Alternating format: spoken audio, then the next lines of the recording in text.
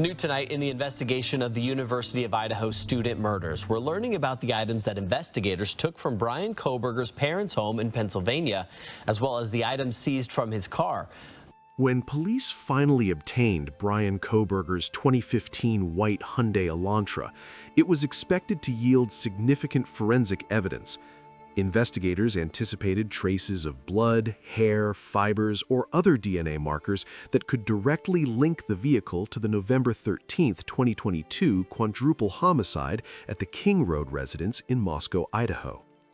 Cameras had recorded a white car circling the neighborhood multiple times in the early morning hours, making it a focal point of the investigation.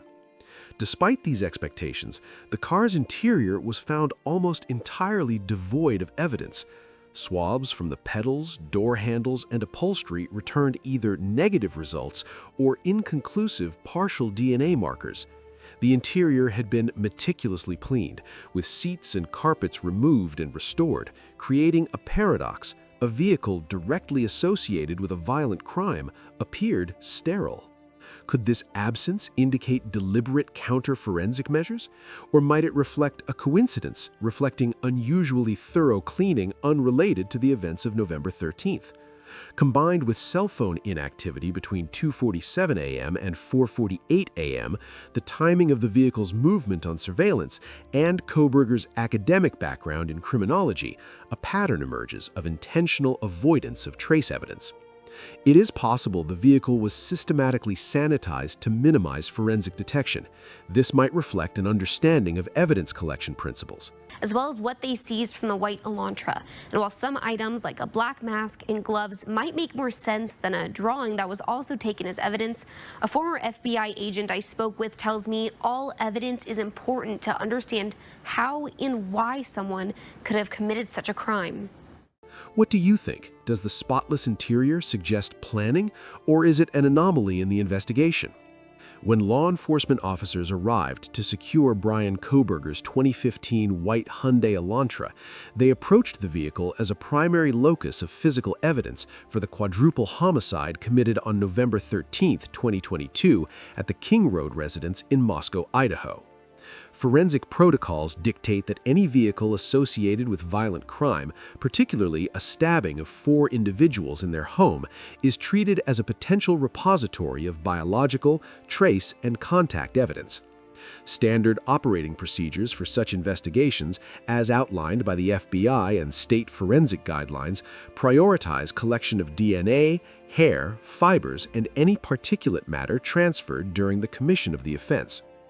Officers anticipated that the car's interior, particularly the driver's seat, floor mats, gas and brake pedals, and door handles, could yield crucial biological material, given the intimate and violent nature of the attacks. The murders involved direct stabbing, an act which typically disperses blood in a manner that is difficult to fully contain, potentially aerosolizing trace amounts across the assailant's clothing and any immediate transportation medium. In addition to biological evidence, law enforcement expected to locate fibers from bedding, carpeting, or clothing from the victims, which could have adhered to the perpetrator through incidental contact, consistent with Locard's exchange principle. This principle, a foundational tenet of forensic science, asserts that every interaction leaves a trace, and it has historically guided investigators in assessing the evidentiary value of vehicles implicated in violent crime. Contrary to these expectations, initial forensic reports indicated an absence of biological and trace evidence in the Elantra. Swabs taken from high contact areas, including the steering wheel, gear shift, pedals, door handles, seat belts, and upholstery, returned negative results or partial DNA markers insufficient to establish a unique match to the victims. Carpet fibers and any visible hair were either not present or considered insufficiently specific to link to the King Road residence.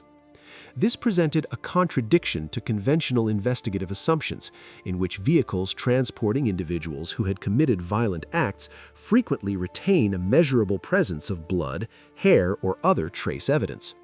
Furthermore, specialized forensic analyses of the pedals and floor mats, which had been preserved and later transported to the Idaho State Lab, failed to detect the expected mixture of human DNA. The meticulous removal of seats and headrests prior to analysis, intended to prevent contamination and preserve potential trace evidence, revealed a vehicle that was strikingly uniform in its cleanliness. Investigators noted that even minimal contamination from routine use was absent, creating a scenario atypical for a car of its model year, mileage, and previous ownership history. This deviation from anticipated findings challenged standard evidentiary assumptions and prompted a reevaluation of investigative priorities. Could the absence of trace evidence in the vehicle reflect deliberate counter-forensic measures, or might it result from routine cleaning and maintenance unrelated to the November 13th murders? Is it possible that the observed lack of contamination reflects methodological limitations, such as swabbing techniques or environmental degradation, rather than the deliberate action of an individual? Given that the vehicle was registered to a PhD student in criminology, could knowledge of forensic practices have influenced the observed condition? Alternatively, might the vehicle have been sanitized prior to the investigation for reasons unrelated to criminal activity, such as personal hygiene or sale preparation? These questions framed the investigative approach, requiring law enforcement to integrate physical inspection with digital, behavioral, and circumstantial evidence. The inconsistencies between expected and observed evidence demanded careful scrutiny and compelled prosecutors to consider indirect forms of evidence, including digital activity and observed behavioral patterns.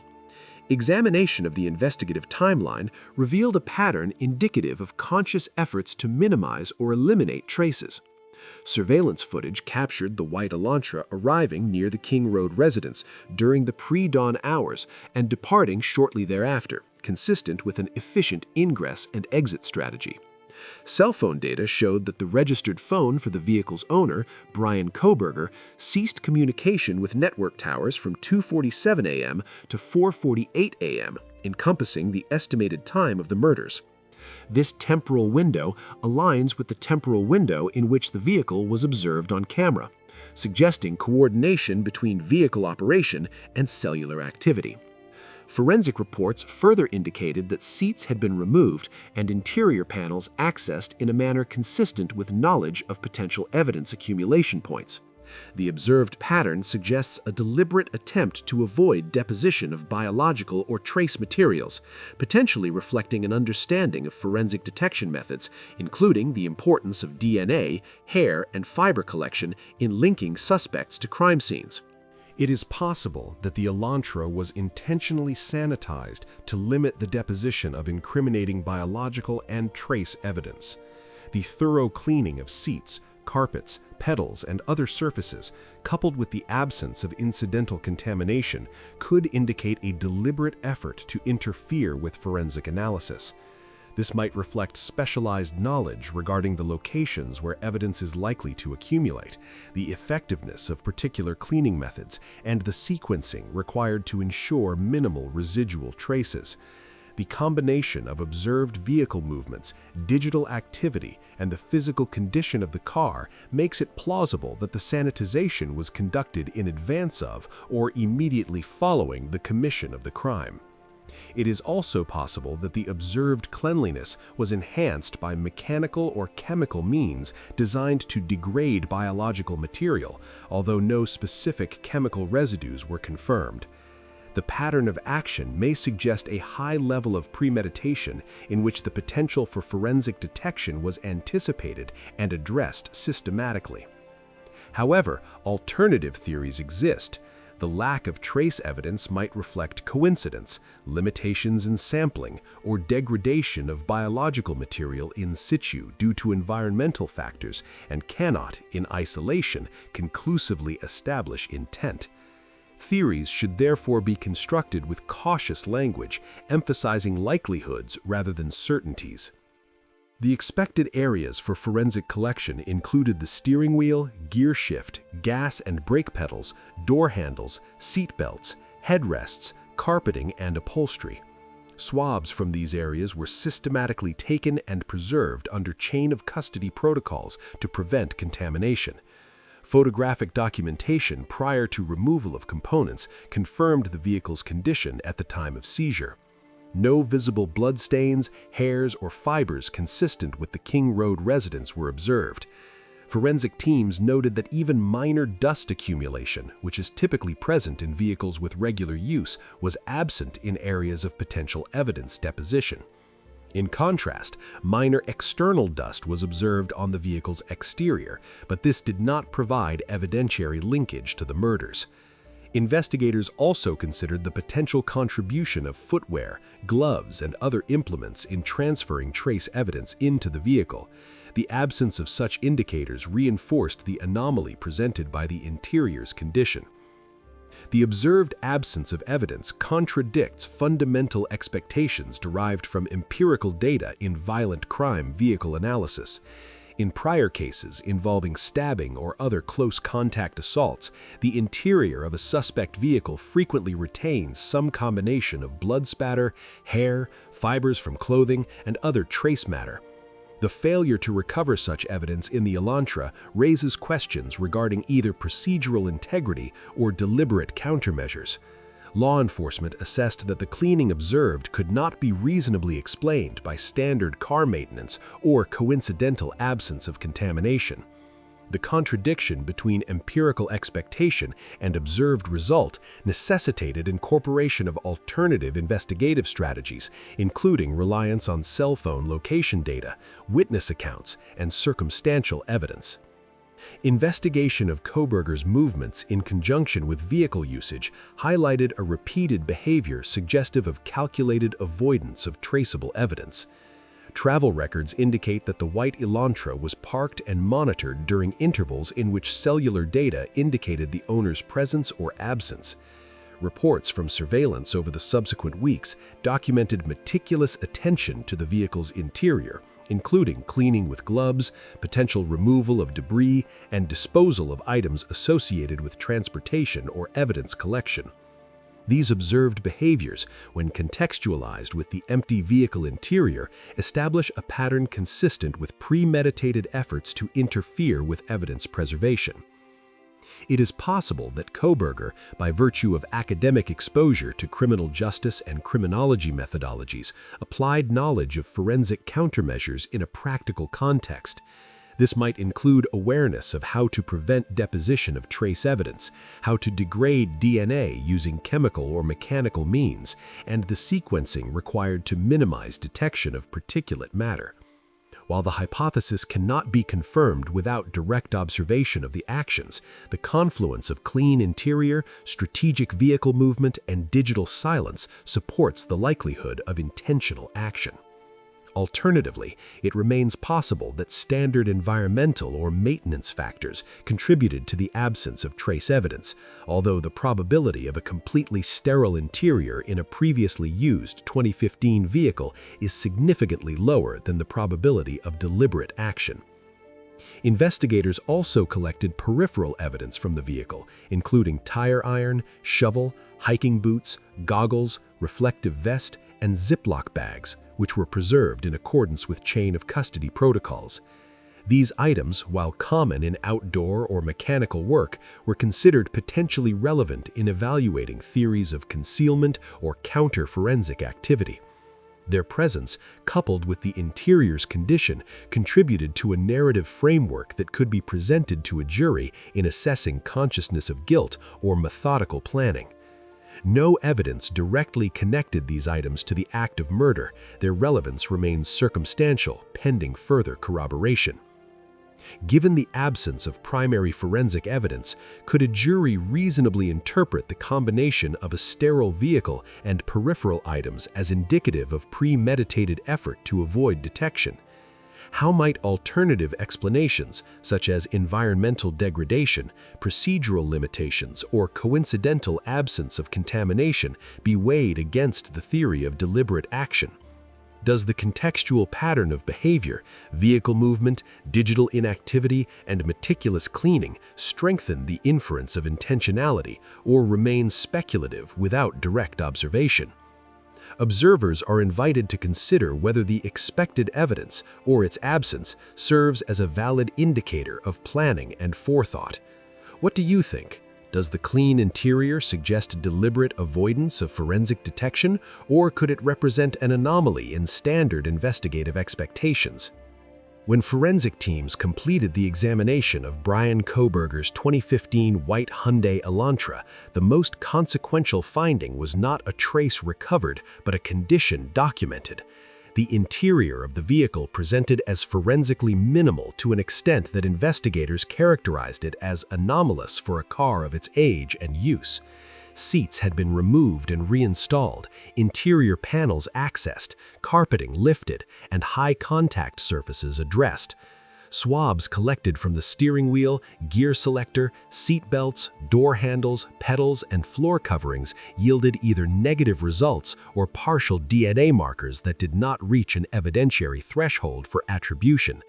No visible blood staining, hairs, or fibers uniquely consistent with the King Road residence were identified. Forensic teams noted that even minor dust accumulation, which is typically present in vehicles with regular use, was absent in areas of potential evidence deposition. In contrast, minor external dust was observed on the vehicle's exterior, but this did not provide evidentiary linkage to the murders. Investigators also considered the potential contribution of footwear, gloves, and other implements in transferring trace evidence into the vehicle. The absence of such indicators reinforced the anomaly presented by the interior's condition. The observed absence of evidence contradicts fundamental expectations derived from empirical data in violent crime vehicle analysis. In prior cases involving stabbing or other close contact assaults, the interior of a suspect vehicle frequently retains some combination of blood spatter, hair, fibers from clothing, and other trace matter. The failure to recover such evidence in the Elantra raises questions regarding either procedural integrity or deliberate countermeasures. Law enforcement assessed that the cleaning observed could not be reasonably explained by standard car maintenance or coincidental absence of contamination.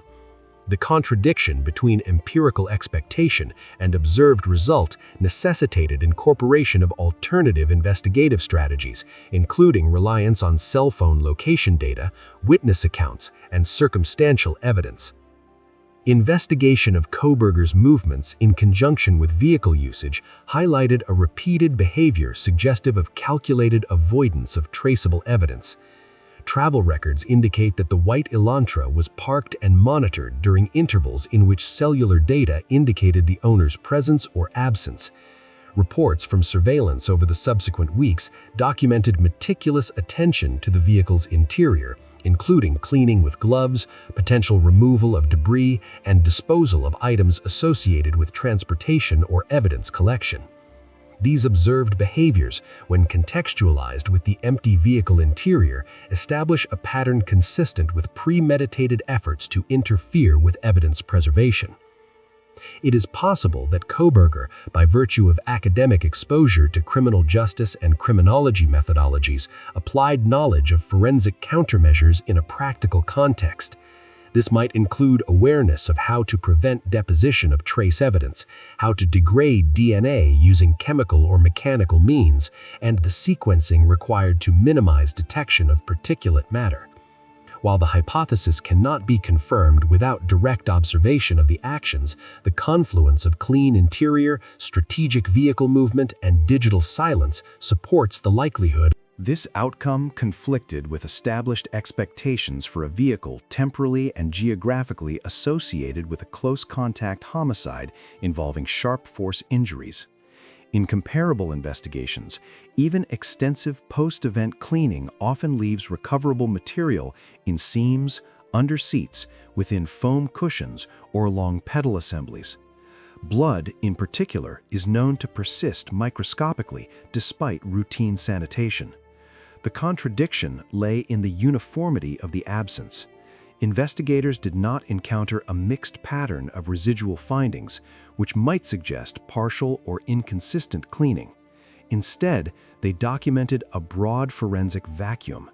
This stood in tension with the contemporaneous evidence that placed a white Elantra in proximity to the crime scene during the relevant time window, and with digital records that placed the registered owner's phone offline during that same period. The absence, therefore, did not resolve uncertainty, it introduced it. How does a vehicle linked by surveillance and timing to a violent event present without recoverable trace? Could the lack of biological material reflect an unusually effective cleaning process? Might it indicate the use of protective measures that limited transfer from the outset? Is it possible that sampling limitations, environmental degradation, or laboratory thresholds account for the findings? Or does the condition of the interior itself constitute an evidentiary signal independent of recovered material? When the vehicle findings are set alongside other documented behaviors, a pattern emerges that investigators considered relevant. Surveillance footage showed repeated passes by a white sedan near the King Road residence before and after the estimated time of the homicides. Cell phone records indicated a cessation of network communication from 2:47 a.m. until 4:48 a.m., followed by reactivation south of Moscow, Idaho. Travel routes inferred from camera data suggested avoidance of primary roadways during the return trip. Subsequent observations, reported in public filings, described attention to cleaning and handling of the vehicle over the following weeks. The interior configuration, including removed components, aligned with known evidence collection priorities taught in criminology and forensic science programs. The pattern did not rely on a single data point, but on convergence, movement, timing, and condition. Prosecutors later articulated the significance of the vehicle condition during court proceedings, emphasizing that the expectation of a treasure trove of DNA was unmet. The description presented was not of a casually maintained car, but of one addressed at locations an average owner would not typically access. The removal of seats and the attention to pedals were highlighted because those areas are known repositories for trace transfer. The absence of ordinary debris, such as dust accumulation and routine detritus, further distinguished the interior from baseline conditions observed in vehicles of similar age. These observations were supported by photographic documentation and testimony regarding standard forensic expectations. At the same time, the absence of recovered biological evidence limited the probative value of the vehicle in isolation. No laboratory report concluded that DNA had been conclusively destroyed, nor did any analysis establish the specific methods used to achieve the observed condition. Without chemical residue confirmation, investigators could not state that particular agents were applied. The contradiction persisted. A vehicle associated circumstantially with a violent event presented without the material traces typically relied upon to establish direct linkage. Does a forensic void function as evidence, or does it represent an absence that must be filled by other forms of proof? How should fact-finders weigh a condition that appears deliberate but is not by itself illegal or uniquely incriminating? Where is the boundary between inference and speculation when material evidence is missing? Investigators contextualized the vehicle findings within a broader evidentiary mosaic. The knife sheath recovered at the King Road scene contained a single-source male DNA profile on the snap, later associated through genealogical methods with the Kohberger family. Cell phone data demonstrated repeated late-night presence near the residence in the months preceding the homicides. Video evidence tracked the movement of a white Elantra consistent with the defendant's registered vehicle. Within this pattern, the car's condition assumed interpretive weight, not as proof of presence, but as an indicator of post-event conduct. The pattern suggested a sequence: proximity, digital silence, movement, and subsequent sanitization. Based on the documented facts, it is possible that the vehicle was intentionally prepared or treated in a manner designed to minimize forensic transfer and retention. This could include the use of protective coverings, clothing, or gloves during vehicle operation, followed by systematic cleaning focused on high-risk areas. It might reflect an understanding of where investigators are most likely to collect samples and how trace evidence persists. Given the registered owner's academic background in criminology and forensic science programs, it is plausible that general knowledge of forensic processes informed these actions. Alternatively, it remains possible that the absence resulted from a combination of factors, including limited transfer during the event, environmental degradation, and the inherent constraints of sampling and laboratory thresholds. The theory does not require certainty regarding method. It rests on the likelihood that the condition was not incidental. Items seized from the vehicle and associated locations included gloves, bags, and tools that, while not illegal, were considered relevant to assessing potential counter-forensic behavior. No item recovered from the vehicle was conclusively linked to the act of homicide. Their significance lay in context rather than direct evidentiary value. The forensic analysis did not establish a unique match between any recovered trace and the victims. These limitations were acknowledged in filings and public statements. The same absence that suggested deliberate action also constrained prosecutorial argument. Without blood, hair, or fibers, the vehicle could not independently establish guilt. Defense challenges emphasized the lack of direct physical linkage and the possibility of alternative explanations. The contradiction underscored the dependence of the case on cumulative inference rather than singular forensic discovery. Can a jury reasonably infer intent from absence when supported by converging circumstantial evidence? Or does the lack of material findings undermine the probative value of the vehicle altogether? How should uncertainty be weighed when patterns suggest deliberation, but proof remains indirect? The investigative response treated the forensic void not as an endpoint but as a pivot. Resources were redirected to corroborative domains: digital records, surveillance mapping, witness statements, and genealogical analysis.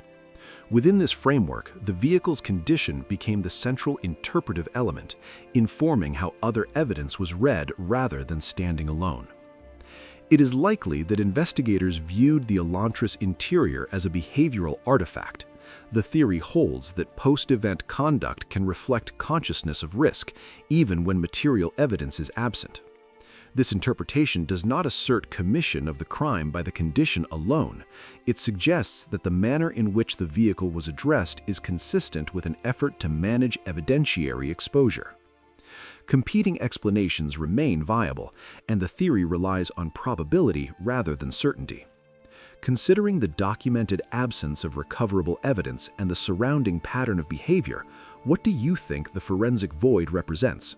A deliberate countermeasure, an investigative limitation, or an anomaly without clear meaning?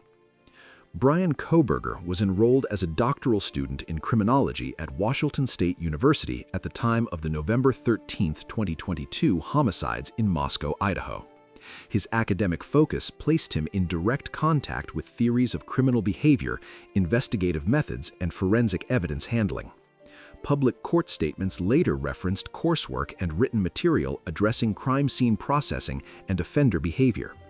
This educational background is not disputed and was documented through university records and prosecutorial filings. Investigators also documented post-event behavior that included extensive cleaning of personal spaces and attention to potential sources of trace evidence, including the interior of the 2015 white Hyundai Elantra associated with him. These actions were observed or inferred through surveillance, search warrant returns, and testimony. Academic study of criminology is not indicative of criminal intent, nor does it establish predisposition toward violent conduct. Thousands of students engage with forensic theory without engaging in criminal behavior. The contradiction arises when specialized knowledge coincides with actions that appear aligned with counter-forensic objectives. Cleaning a vehicle or residence is not inherently suspicious, and meticulous habits can reflect personality traits unrelated to wrongdoing. The challenge for investigators was distinguishing between ordinary conduct informed by education and conduct suggestive of an attempt to mitigate evidentiary exposure. The educational background alone could not resolve this distinction. How should specialized knowledge be weighed when evaluating post-event behavior? Does familiarity with forensic principles increase the likelihood that certain actions were intentional rather than incidental? Or does the attribution of motive risk conflating education with intent, thereby overstating the significance of routine activities? Investigators identified a sequence of behaviors that, when viewed collectively, formed a pattern they considered relevant. This included the documented digital silence of a cell phone during the estimated time of the homicides, indirect travel routes following the event, and the subsequent condition of the vehicle and living spaces. The pattern was not limited to a single act of cleaning, but extended to attention directed at areas commonly targeted during forensic examinations. Observations at a later date included the use of gloves during trash disposal and the segregation of refuse. These behaviors, while individually explainable, were interpreted in relation to the subject's academic exposure to investigative techniques. The pattern suggested a convergence between knowledge and action. Prosecutorial arguments referenced the concept of Locard's exchange principle, a foundational forensic theory stating that contact between two objects results in mutual transfer. This principle is widely taught in criminology programs and is central to understanding trace evidence. The absence of such evidence in the vehicle, coupled with the methodical nature of its interior condition, was presented as inconsistent with normal use. The argument did not assert certainty regarding the methods employed, but emphasized the alignment between known investigative priorities and areas addressed within the vehicle. Despite these interpretations, no direct evidence established that specific forensic countermeasures were employed. No chemical residues were conclusively identified, and no documentation proved the timing or motivation behind the cleaning. The contradiction persisted between inference drawn from alignment and the lack of direct proof of intent. Defense filings emphasized this gap, noting that knowledge of forensic theory does not equate to its application in criminal contexts. Is it reasonable to infer psychological motive from circumstantial alignment alone? At what point does pattern recognition risk becoming confirmation bias, particularly when the subject's education overlaps with investigative focus? The pattern extended beyond physical cleaning to behavioral indicators interpreted as risk awareness. The reported turning off of a cell phone during a critical window, followed by reactivation after departure from the area, mirrored common advisories regarding digital tracking avoidance. Indirect routing away from primary highways corresponded with known camera coverage patterns. These behaviors, while not illegal, were evaluated against the backdrop of criminological training that emphasizes awareness of surveillance and data trails. The pattern was cumulative, relying on temporal proximity and behavioral consistency rather than singular acts. Based on the available facts, it is possible that the subject's academic exposure influenced his perception of risk awareness. This could have resulted in heightened sensitivity to trace evidence and surveillance rather than a spontaneous reaction. The theory suggests that knowledge might shape behavior by informing what actions are perceived as necessary to reduce exposure. This does not establish commission of a crime. It proposes that if involved, the subject would be more likely than an average individual to address specific evidentiary vulnerabilities.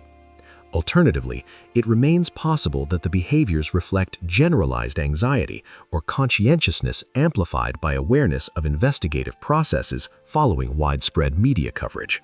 Emotional references by prosecutors characterizing the subject as someone who had studied crime and possessed a knowledge skill set. These statements were framed to contextualize behavior rather than to assert predisposition. No evidence was presented that academic work advocated or simulated violent conduct. The relevance lay in the application of knowledge after the fact, not in its acquisition. The reliance on psychological interpretation introduces uncertainty. Psychological inference cannot substitute for physical proof, and courts traditionally caution against attributing intent based solely on demeanor or background. The contradiction highlights the tension between narrative coherence and evidentiary rigor. Without corroboration, psychological theories remain interpretive rather than determinative. Should psychological insight serve as a supporting lens or as a central pillar in evaluating evidence? How should jurors differentiate between plausible inference and speculative attribution when expert knowledge intersects with alleged conduct? The prosecution's narrative positioned the subject's education as a contextual amplifier rather than a causal factor.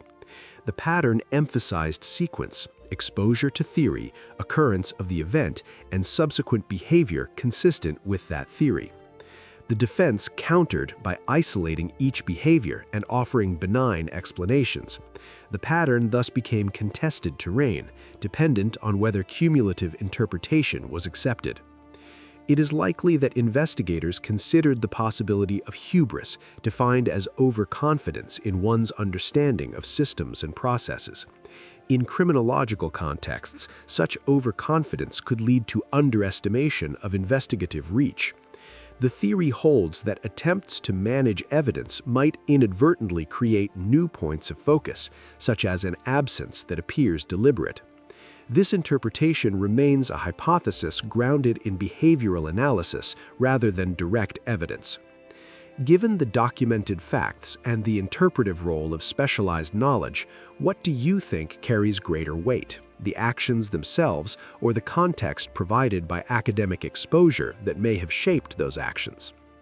The investigation into the November 13, 2022 homicides at the King Road residence did not rely on the condition of the Hyundai Elantra in isolation. Law enforcement agencies assembled a multi-layered evidentiary framework that combined DNA analysis, cell phone records, and extensive surveillance review. Central to this framework was a tan leather knife sheath recovered from the crime scene, positioned on a bed near one of the victims. Forensic testing identified a single-source male DNA profile on the snap of the sheath. Through genealogical comparison and subsequent direct sampling, this profile was associated with Bryan Kohberger. The DNA finding represented the only biological evidence recovered from the scene that was publicly linked to him, and was characterized in court filings as a significant element of probable cause. While the DNA on the sheath established a physical connection between Kohberger and an object left at the scene, it did not establish the timing or circumstances under which that DNA was deposited. The sheath itself was not recovered from his possession, and no blood or victim DNA was publicly reported as being found on his person, clothing, or vehicle. Defense challenges emphasized that transfer could have occurred through secondary means, and that the DNA evidence standing alone did not reconstruct the sequence of events. This created a contradiction between the strength of the association and the limits of what that association could conclusively prove. How should a single-source DNA finding be weighed when other expected forensic links are absent? Does the presence of DNA on an item at the scene outweigh the absence of corroborating biological evidence elsewhere, or does it require additional contextual support to establish relevance? Investigators sought that contextual support through digital and visual data. Cell phone records obtained via search warrants indicated that a phone attributed to Kohberger was present in the general area of the King Road residence on multiple occasions in the months preceding November 13th, often during late night or early morning hours. On the night of the homicides, the phone was documented as active near his Pullman, Washington residence until approximately 2:42 a.m., whereafter it ceased communicating with the network at 2:47 a.m. The phone remained inactive until 4:48 a.m., when it reconnected south of Moscow, Idaho. This window overlapped with the estimated time of the homicides as determined by investigators. The pattern of activity before and after the gap was interpreted as movement consistent with travel between Pullman and Moscow. Surveillance footage from multiple locations captured a white sedan consistent with a Hyundai Elantra traveling in the vicinity of the King Road residence during the early morning hours. The vehicle was observed making several passes through the neighborhood before 4:04 a.m. and departing at approximately 4:20 a.m. at a higher rate of speed. Additional cameras captured the vehicle on routes leading away from Moscow towards Pullman. Analysts compared vehicle characteristics, including body style and lighting configuration, to registered vehicles and narrowed the field to a 2015 white Hyundai Elantra registered to Kohberger. The lack of a front license plate, consistent with Pennsylvania registration requirements, was cited as a factor for why plates were not visible on footage. The surveillance footage did not provide a clear view of the driver, nor did it capture a license plate number. Vehicle identification relied on a combination of make, model, year range, and movement patterns rather than unique identifiers. Defense arguments highlighted the prevalence of similar vehicles and the initial misidentification of the model year range in public requests for information. This raised questions about the degree of certainty that could be attributed to vehicle identification solely based on video analysis. To what extent can circumstantial alignment between a registered vehicle and surveillance footage support an inference of presence? Does consistency across multiple cameras compensate for the absence of direct visual identification? The investigative pattern emphasized convergence. The DNA on the knife sheath placed a genetic marker at the scene. The cell phone data suggested repeated proximity to the location and a period of inactivity during the relevant time frame. The surveillance footage depicted a vehicle matching the description of Kohberger's Elantra, moving in a manner consistent with arrival and departure. When considered together, these elements formed a narrative of approach, presence, and exit. Each component, while limited on its own, was positioned to reinforce the others. Additional corroborative details included records showing that Kohberger had changed the registration of his vehicle shortly after the homicides, replacing Pennsylvania plates with Washington plates. Investigators also documented indirect travel routes following the event, inferred from cell phone pings and camera locations, which avoided major highways. These details were presented as consistent with an effort to limit visibility rather than as definitive proof of intent. None of these actions were unlawful in themselves. Changing vehicle registration and selecting alternate routes are legal activities with benign explanations. The contradiction lay in interpretation, whether these actions were coincidental or indicative of risk awareness. Defense filings underscored the danger of attributing criminal significance to lawful conduct absent direct evidence of wrongdoing. How should lawful but contextually suggestive behavior be evaluated? At what point does pattern recognition cross into speculative inference? Investigators integrated temporal sequencing into their analysis. The timeline established by digital records was aligned with surveillance timestamps and estimated time of death. This chronological framing reduced the likelihood that each data point was independent. The pattern suggested coordination across domains: physical movement, digital presence, and post-event behavior. The Hyundai Elantra's forensic condition was then interpreted within this integrated timeline, not as standalone evidence, but as part of a continuum. Based on the assembled evidence, it is possible that the vehicle served as the connective medium linking physical, digital, and behavioral data. The theory holds that the absence of trace evidence in the Elantra gains significance only when viewed alongside DNA recovered at the scene and digital indicators of movement.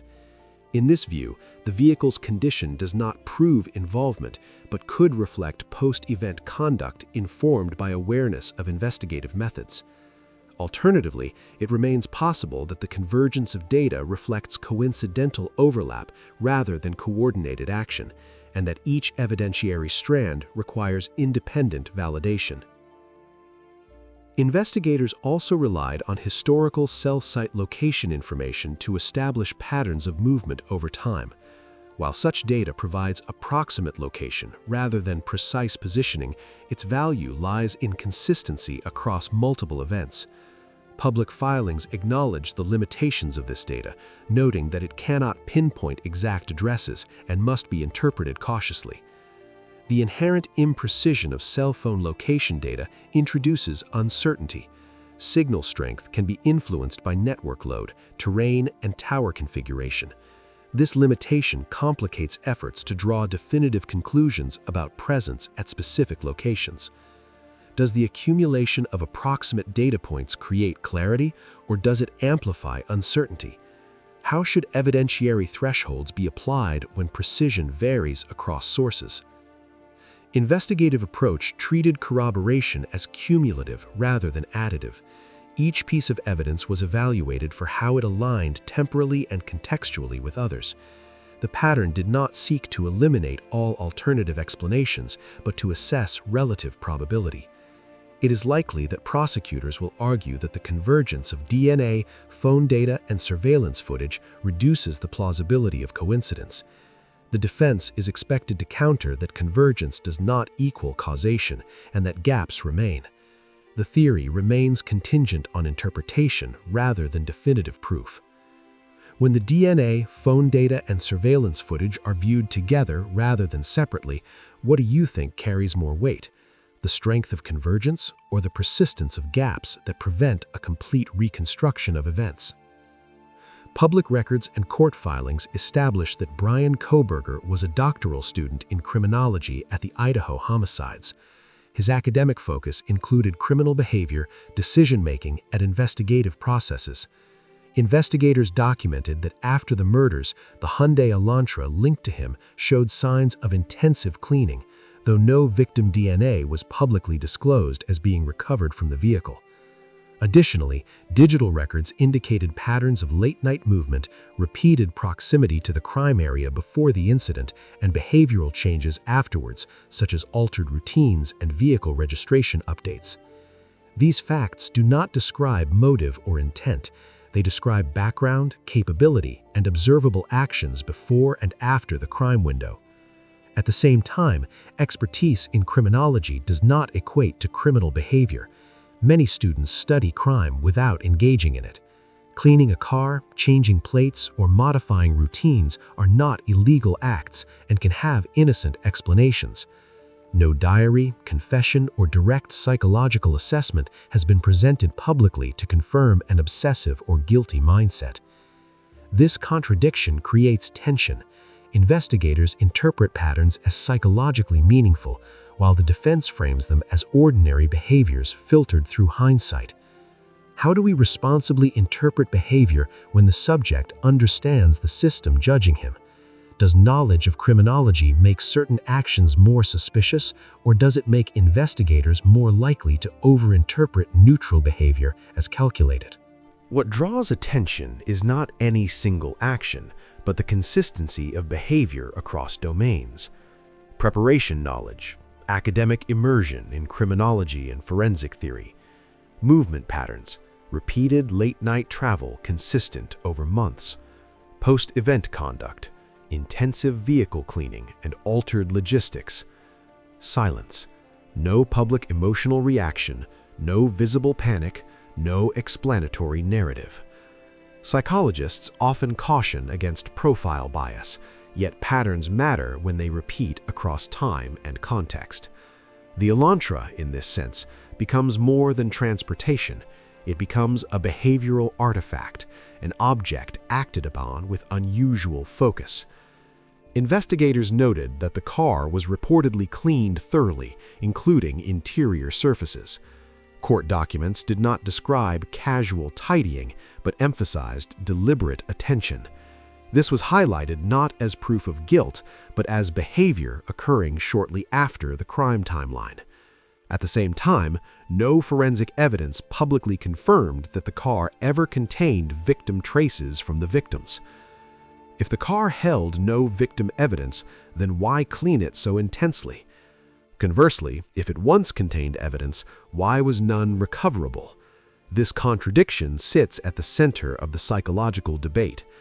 Either the cleaning was unnecessary, or it was informed by fear of detection rather than actual contamination. Was the cleaning driven by reality or perception? Can fear alone motivate extreme behavior even when no physical evidence exists?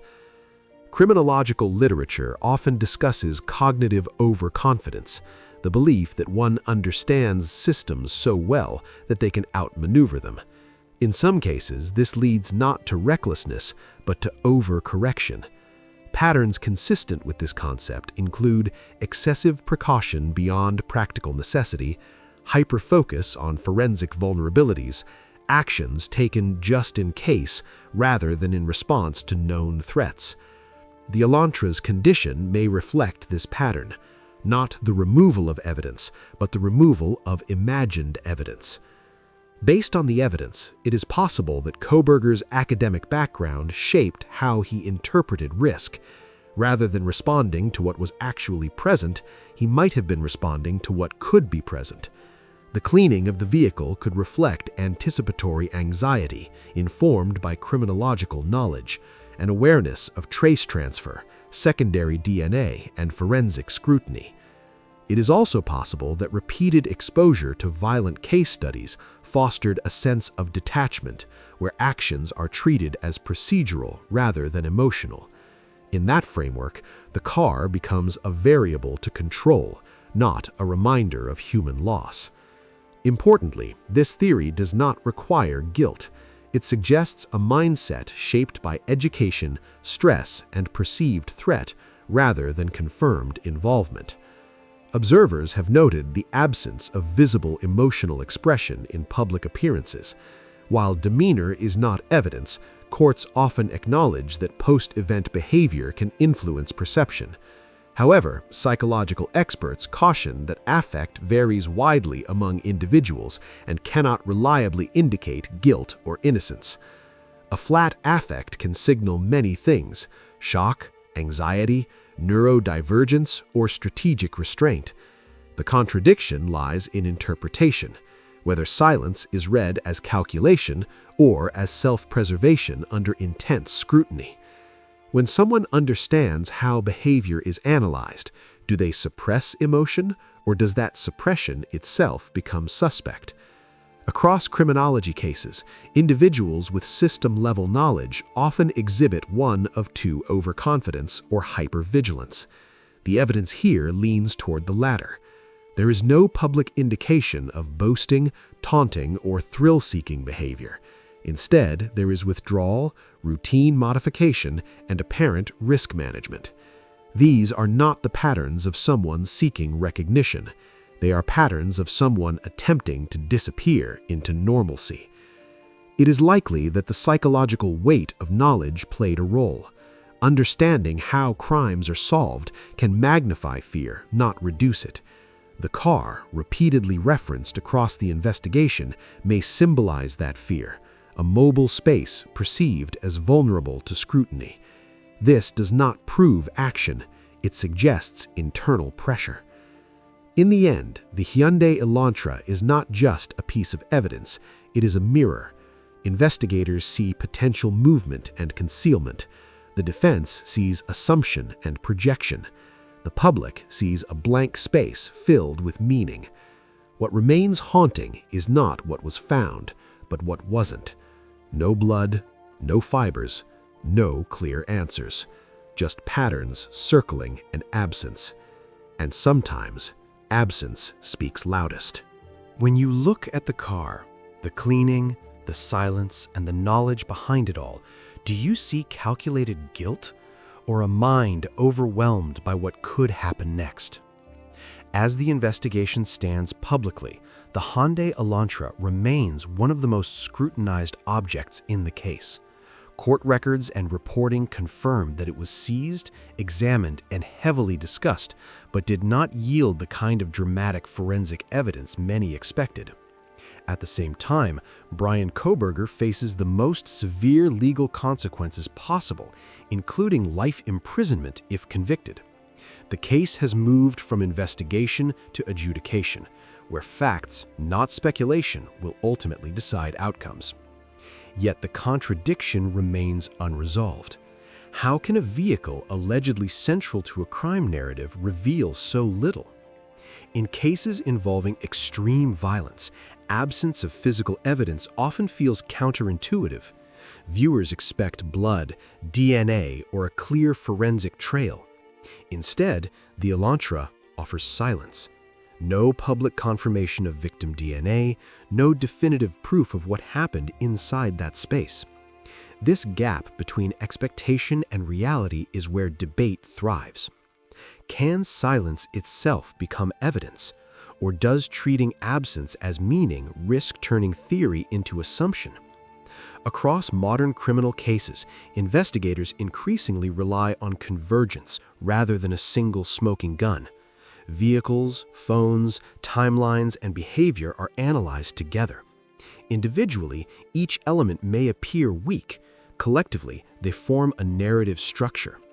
The Elantra fits that pattern, not as proof alone, but as a connecting thread between movements, timing, and post-event actions. Based on the evidence, it is possible that the car functions less as a container of forensic truth and more as a behavioral signal. The attention given to it by investigators, analysts, and the public may reflect how modern cases are built through inference, context, and pattern recognition. The Elantra could represent perceived control, perceived risk, or perceived exposure rather than confirmed activity. Its role may ultimately be symbolic, not physical. And now, the final question is yours. Do you see the Elantra as a silent confession or as a blank canvas onto which meaning has been projected? If you want deeper, evidence-based breakdowns of real cases, without hype, without assumptions, subscribe to the channel, share your perspective in the comments, and stay with us as we continue to follow the truth wherever it leads.